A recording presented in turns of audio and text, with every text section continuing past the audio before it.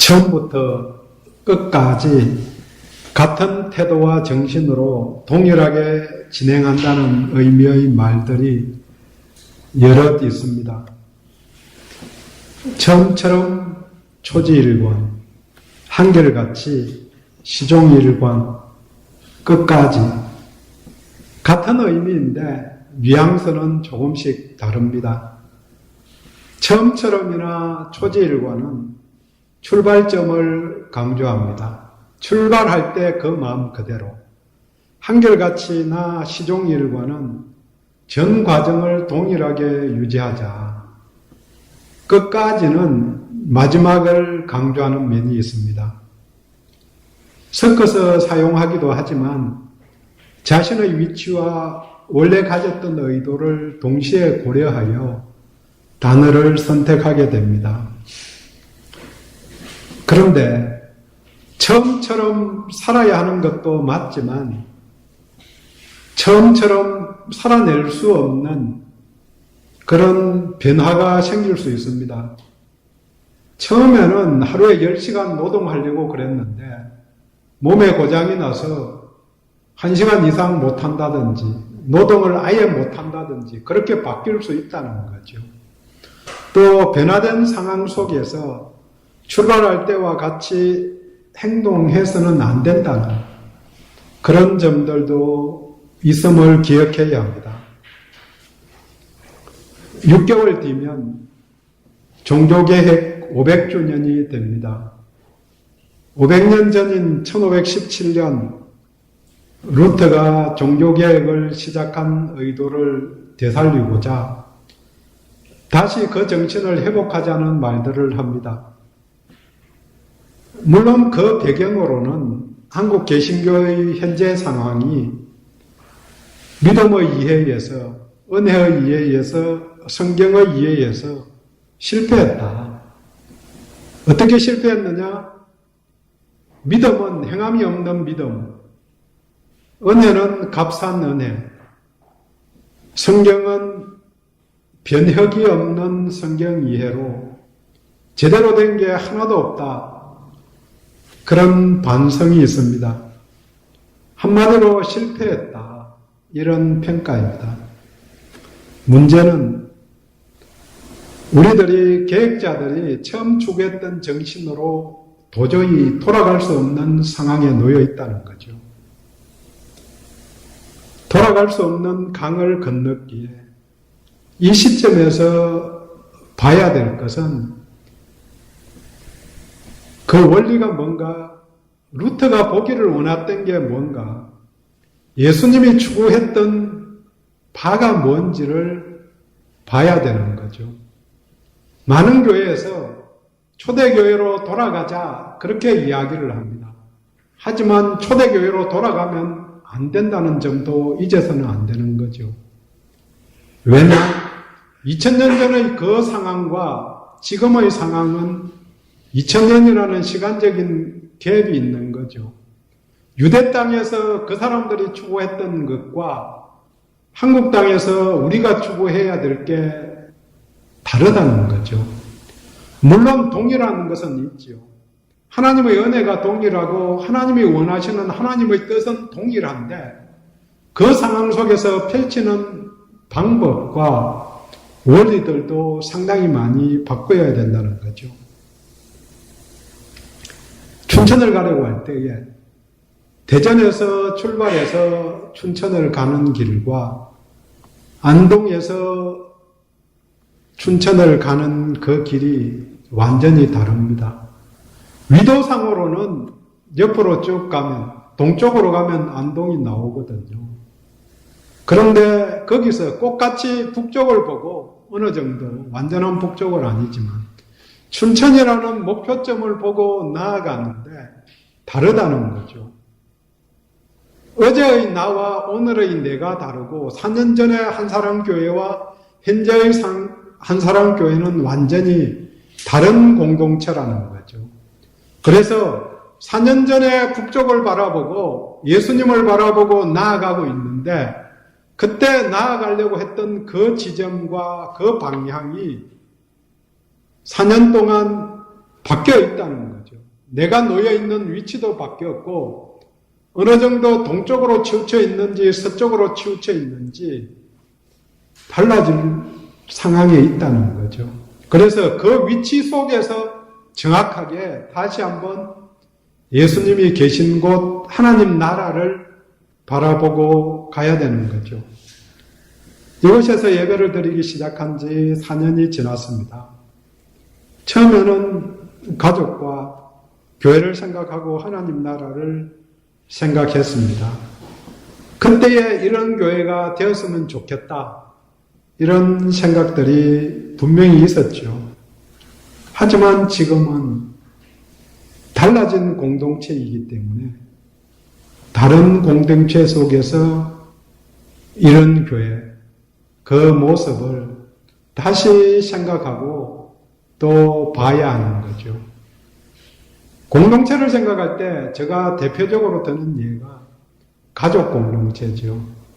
부부가 출발할 때는 두 사람이 어떤 의도를 갖고 어떤 목표점을 향해서 나아가는 거죠. 그런데 자녀가 한 명 생기면은 포션이 달라지잖아요. 처음에는 50대 50으로 의결권이 있었다면 이제는 자녀가 30씩 나눠 갖는 게 아니고 어떤 경우에는 자녀가 100이고 부모는 빵인 경우도 많이 있거든요. 그 공동체를 다시 생각하고 조정해서 나가지 않으면 어려움을 반드시 겪게 되는 거죠. 어쨌든 달라진 공동체에서 조정이 필요하고 발전을 위한 노력들이 필요합니다. 이 점에서 처음의 마음을 유지하는, 없을 때에 무엇 하나라도 귀하게 여기는 마음을 지속적으로 갖는 게 중요하죠. 또 그 점을 잊지 않으려고 저는 생각합니다. 현재 상태에서 끝까지 가져가야 할 정신이 무엇인지 찾는 것도 중요한 일입니다.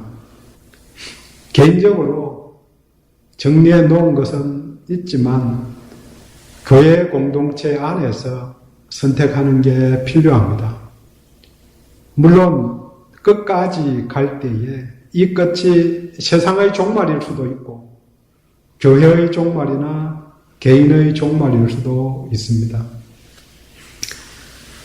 오늘 본문은 지난주의 본문에서 조금 뒤 연결되는 그런 문장의 내용입니다. 베드로가 베드로전서 1장을 쓰면서 전체 흐름이 유사합니다. 지난주에 구원의 새 시제에 관해서 같이 나누었습니다. 우리들은 이미 구원을 받았다. 하지만 동시에 현재 구원을 이루고 있다고, 또 구원을 얻을 것이라고 그렇게 새 시제를 동시에 이야기한다는 거죠. 그래서 구원받은 것도 맞지만 구원을 얻기 위해서 현재 지금 열심히 노력해야 된다는 것도 강조가 되어야 하는 거죠.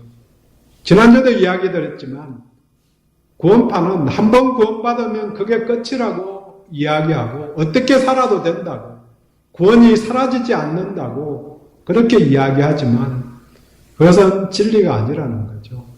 물론 진리의 한 면은 보여주지요. 그럼 뭐가 진리인가? 구원에서 떨어질 수 있다. 물론 그것을 보는 시각들은 교리들마다, 교파들마다 조금씩 다르죠. 장로교에서는 구원에서 떨어진 사람들은 처음부터 구원받지 않았던 사람들이라고 되돌아서 정리를 하고 마는 거죠. 감리교는 끝까지 가봐야 안다고 그렇게 이야기하면서 여지가 남아있는 거죠. 어느 쪽을 선택하든 놓을 수 있다. 부모의 곁을 완전히 떠나서 의절하고 살 수 있다. 이게 인생살이기도 하고 하나님 앞에서 신앙을 가진 열심히 덕심하다고 한 사람들 중에서도 떠나가는 사람들이 있을 수 있다는 거죠. 오늘 본문도 우리가 받은 구원에 대해서 다른 용어 3가지로 설명을 먼저 해줍니다. 구원이란 무엇인가? 그 내용을 이야기를 전해주고 그 다음 실천해야 할 사항 2가지, 구원받은 자가 어떻게 살아야 하느냐 하는 부분을 2가지를 이야기해 줍니다. 먼저 예수 그리스도를 통해서 우리에게 일어난 일 3가지, 이 3가지 사실을 기억하고 은혜에 감사해야 합니다. 예수 그리스도로 말미암아 하나님으로 인해서 우리에게 무슨 일이 일어났는가? 20절, 그는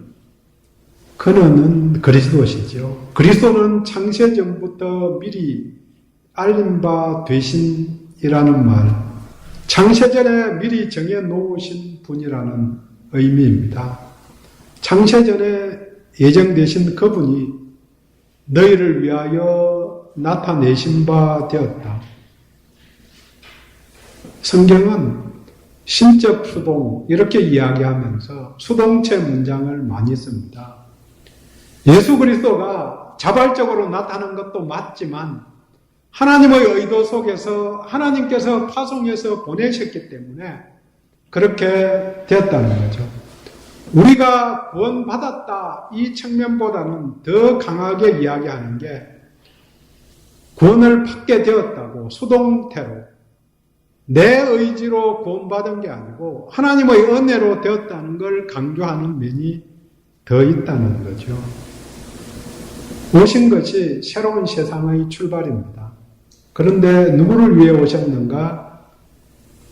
본문은 너희를 위하여, 너희를 위해서 그리스도가 오셨다. 이 성경을 읽는 사람들을 위한 선포입니다. 우리를 위해서 오셨다. 그런데 그분이 오셨는데 언제 오셨는가? 이 말세에 나타났다. 그리스도가 오신 것이 말세의 시작입니다. 우리들은 종말의 때를 생각하면서 말세 이야기를 합니다. 끝날 종말. 그날이 말세이기는 하죠.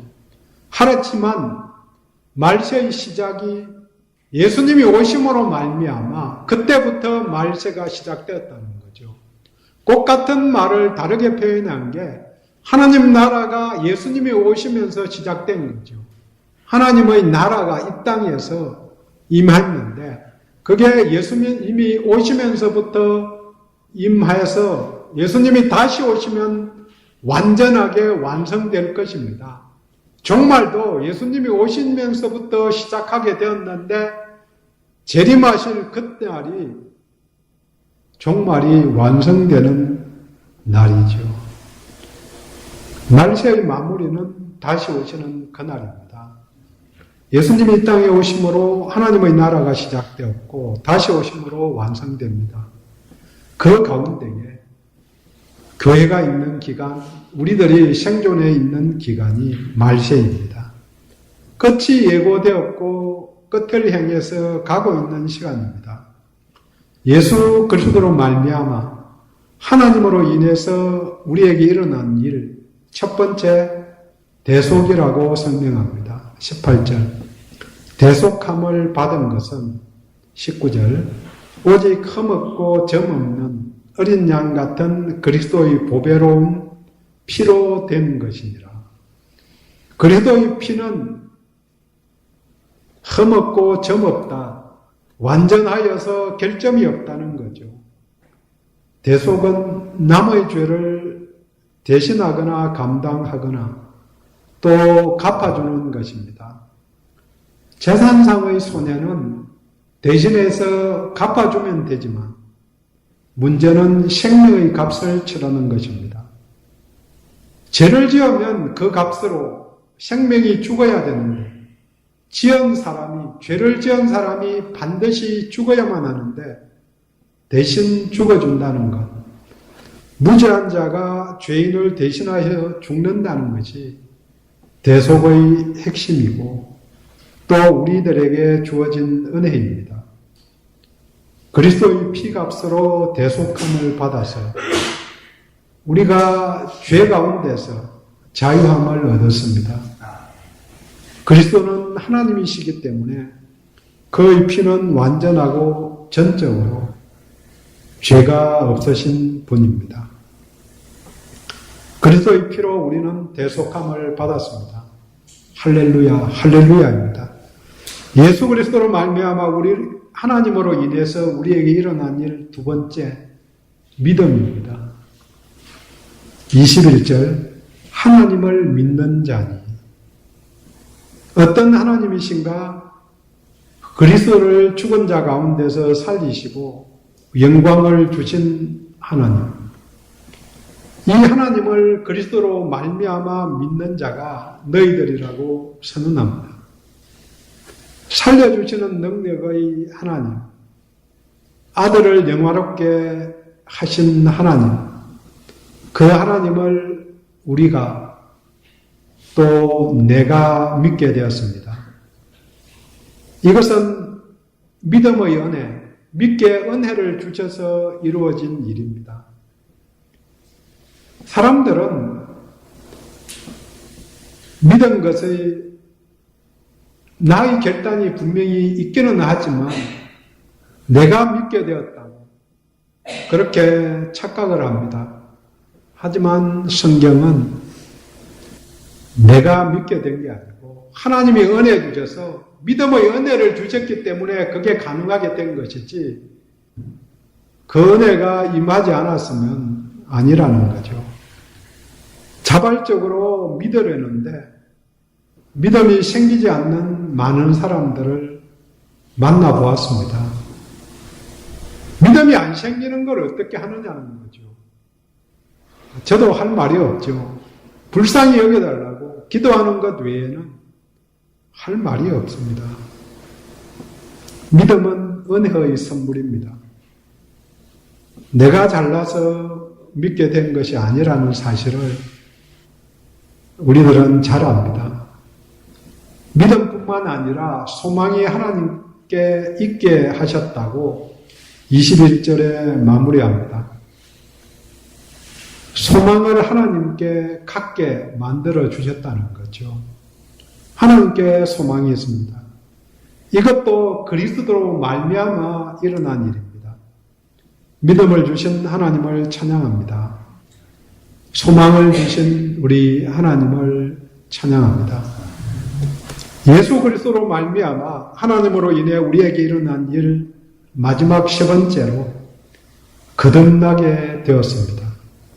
23절 너희가 거듭난 것은 거듭났다, 중생하였다, 다시 태어났다. 꼭 같은 말이지요.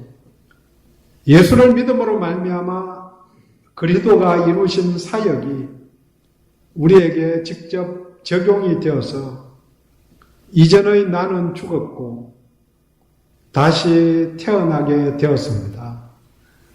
그래서 죄인이었던 신분이 사라지고 의롭다 인정함을 받은 내가 되었습니다. 이 거듭난 것, 거듭남은 썩지 아니할 씨로 되었다고 이야기합니다. 영혼을 내재한 씨, 생명의 씨로 거듭나게 되었다. 이 생명의 씨가 살아있고 항상 있는 하나님의 말씀이라고 설명합니다.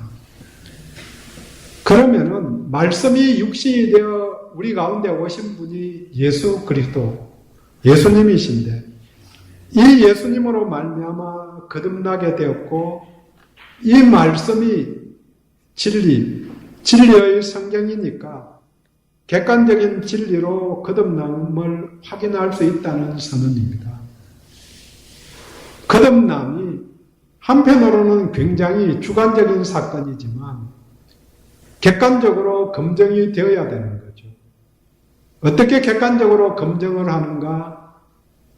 이게 간단하냐면 아주 간단한 거죠. 다른 사람들이 볼 때에 저 사람 거듭난 사람 맞다 이러면은 물론 껍데기로 보기 좋게만 그렇게 포장만 잘해도 예쁘게 보이는 것은 맞거든요. 포장만 잘해서 바뀐 것 같이 보이는 건지, 그게 어쨌든 객관적으로 다른 사람들이 그렇게 인정하는 게 필요하다는 거죠. 한편으로는 주관적으로, 동시에 주관적으로 나도 하나님 안에서 거듭난 자가 되었다, 말씀 안에서 내가 바뀌었다, 이걸 고백할 수 있는 것 반드시 필요한 거죠.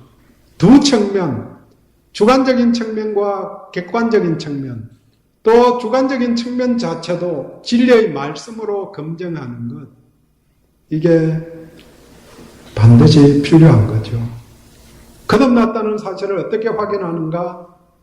성경에 믿는 자들은 거듭났다고 증언을 하니까 거듭난 것입니다. 베드로전서 1장 23절, 1장 23절, 1, 2, 3 외우기도 좋아요. 그래서 외우라는 이야기죠. 거듭난 것은 영원한 생명의 말씀으로 되었다. 내가 거듭난 것은 썩어질 씨로 된 게 아니고 썩지 아니할 영원한 생명의 씨로 되었다고 베드로가 증언하는 거죠. 그래서 그 증언에 따라서 진리의 말씀에 따라서 내가 바뀐 걸 알 수 있는가? 또 확인이 되어야 된다는 거죠. 이제 우리에게 일어난 일.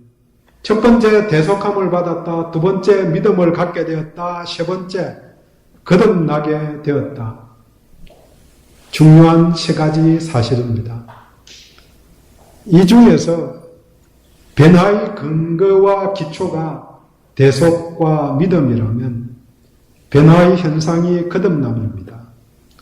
신분이 바뀌었습니다. 대속, 죄가 속해졌기 때문에 의인이 되었고, 믿었으니까, 믿음이 있으니까 신자이고, 또 거듭났으니까 거듭난 자, 중생한 자입니다.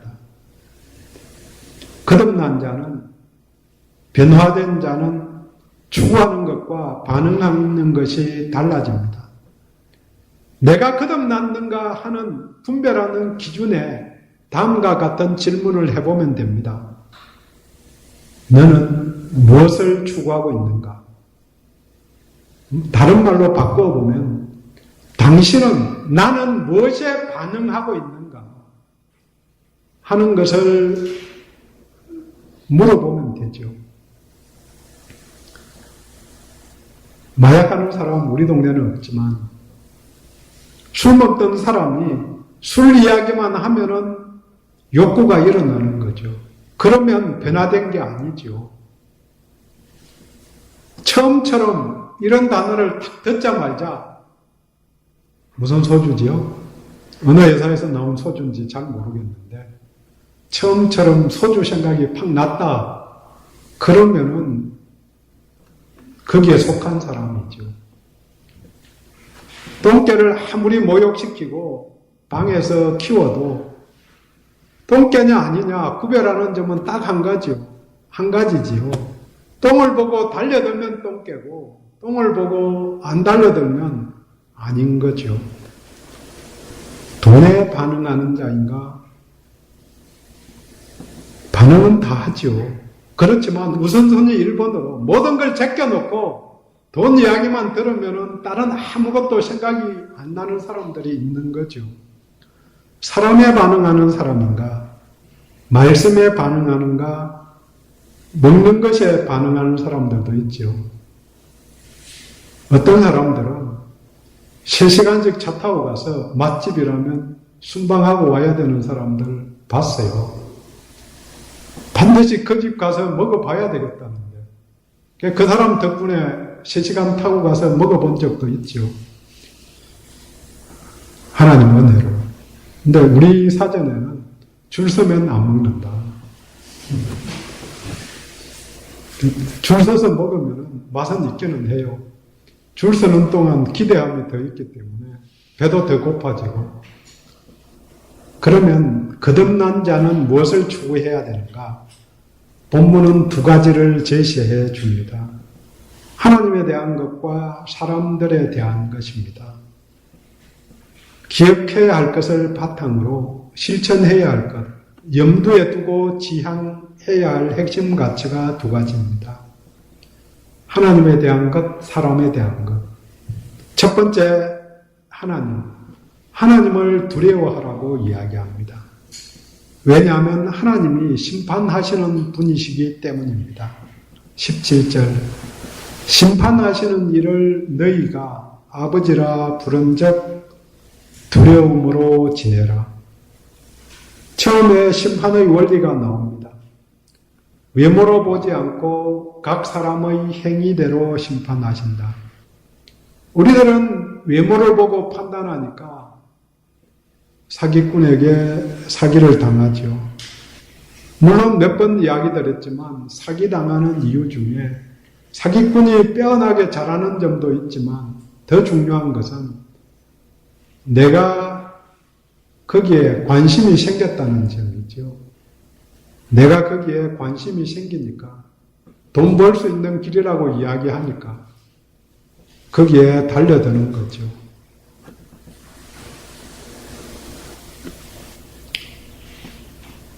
우리는 외모로 판단하기 쉽고 말로 판단하기 쉽지만 하나님은 중심을 보고 행한 대로 판단하십니다. 아버지라고 부르니까 아버지가 우리를 얼마나 사랑하셨고 하시겠습니까? 하지만 심판자임을 기억해야 합니다. 그러니까 두려움, 긍정적인 의미로 경건한 삶을 살아야 합니다. 하나님 앞에 있기 때문에 거룩함에 대한 두려움입니다. 물론 사탄이 주는 어둠의 두려움에 매여 살면 그것은 전적으로 하나님의 뜻이 아닙니다. 그렇지만 경건한 삶을 지향해서 하나님을 경외하는 두려움은 반드시 필요합니다. 왜 안하무인으로 두려움 없이 거침없이 살아가는가? 하나님 앞에 살지 않기 때문에 하나님이 보고 계신다는 의식이 없어서입니다. 문제는 신앙생활 잘한다고 소문난 사람들 중에 소위 큰 목사들, 크고 작은 목사가 있는지는 잘 모르겠는데 그분들도 두려움 없이 사는 것 같은 모습을 보일 때도 있습니다.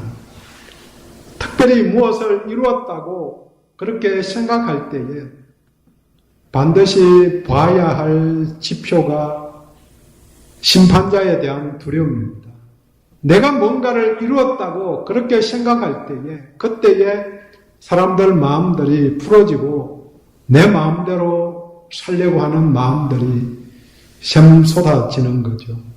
하나님 앞에서 살아간다는 코람데오, 이 코람데오 정신이 계획가들이 추구했던 삶의 정신이었습니다. 내가 거룩하니 너희도 거룩하라.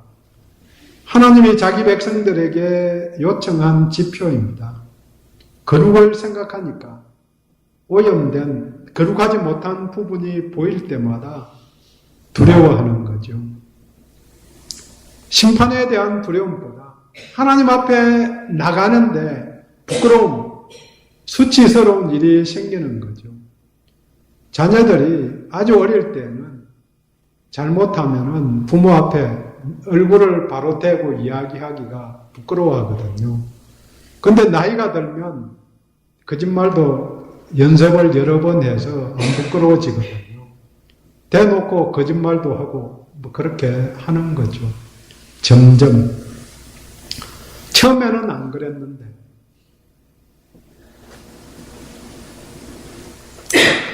그래서 바울은 자신의 생애 말년에 자신이 죄인 중에 괴수라고 로마 감옥에 다시 투옥되어서 디모데에게 보낸 디모데전서 1장 15절에 말합니다.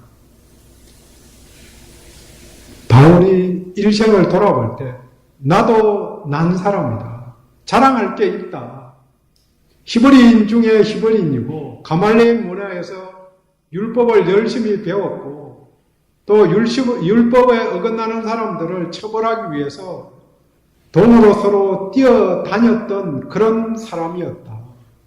하지만 이제 돌아보니까 내가 그냥 죄인이 아니고 죄인 중에 괴수다.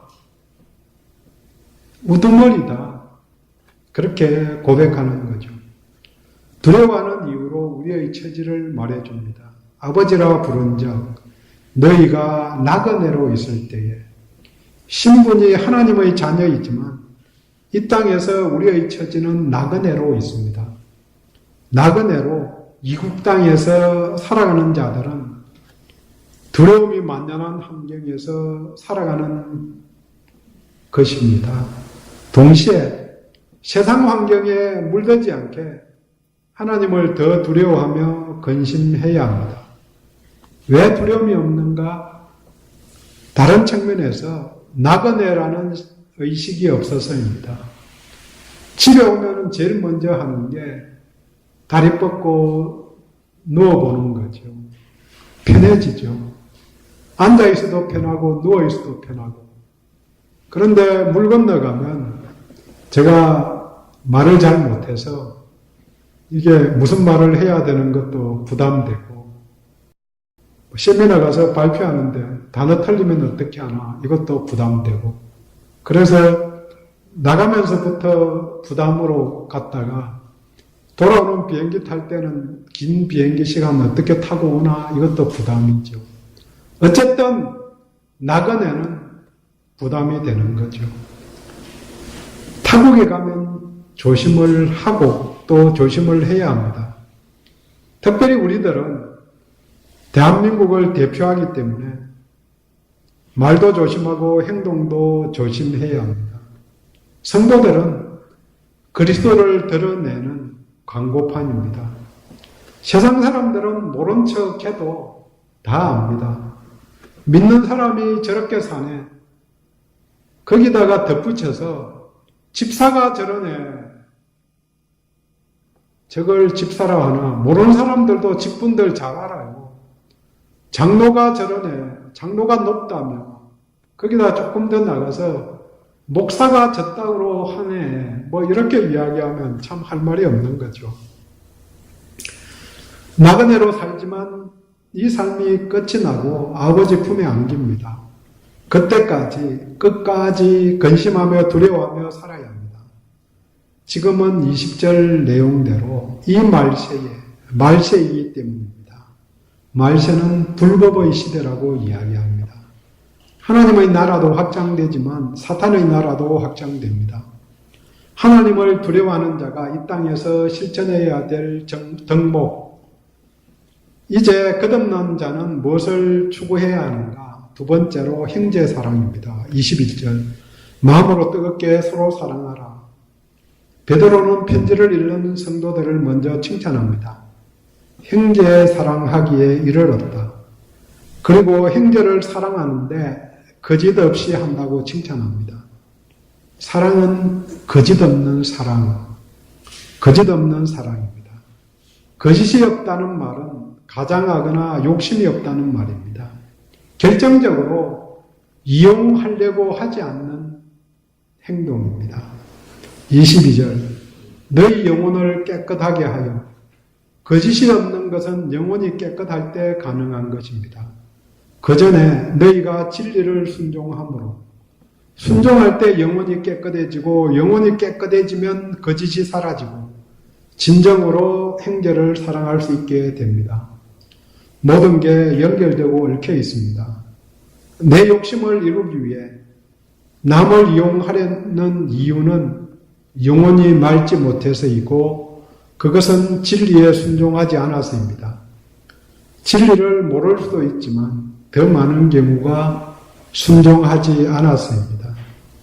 진리가 거듭남의 근거이기 때문에 하나님의 말씀인 진리에 순종하여 살아가면 거룩함이 유지됩니다. 깨끗하게 됩니다. 그러면 거짓 없이 사람들을 대하게 됩니다. 마음으로 뜨겁게 서로 사랑하라. 내 이웃을 내 몸과 같이 사랑하라. 내 이웃이 누구인가? 왜 보여주셨습니까? 왜 저 사람을 내게 붙여주셨습니까? 부부는 가만히 보면 성격이 많이 다르죠.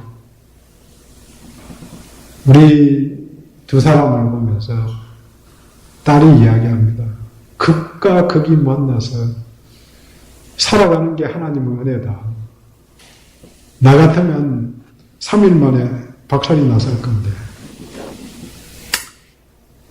왜 붙여주셨는가? 불우이웃으로 붙여주는 거죠. 인간 되라고. 실천 덕목이 두 가지입니다. 하나님 사랑, 이웃 사랑. 하나님 사랑의 뒷면이 하나님을 두려워하는 것입니다. 정리합니다.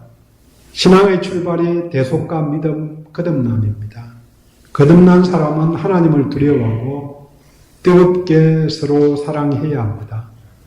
거듭난 자인가 처음처럼 한결같이 끝까지 하나님을 두려워하고 형제, 자매를 뜨겁게 사랑하는 공동체, 한사랑 성도 되기를 원합니다. 기도하겠습니다.